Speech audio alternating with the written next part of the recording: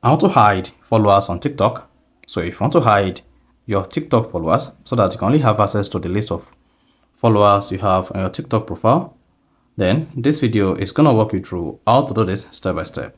As you can see, I have about 56.8k followers on TikTok.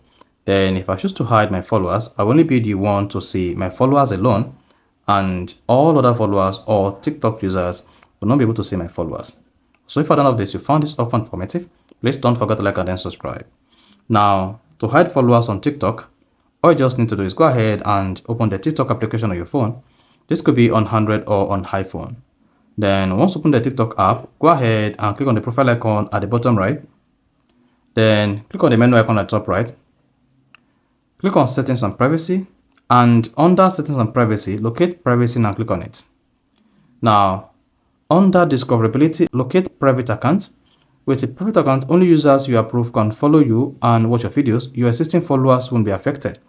Then go ahead and turn on private. Then hang on.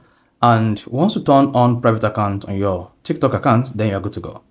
Then all your TikTok followers will be hidden and no one will be able to see it except you alone. So that is basically how to hide followers on TikTok. So if you found this offer informative, please don't forget to like and then subscribe.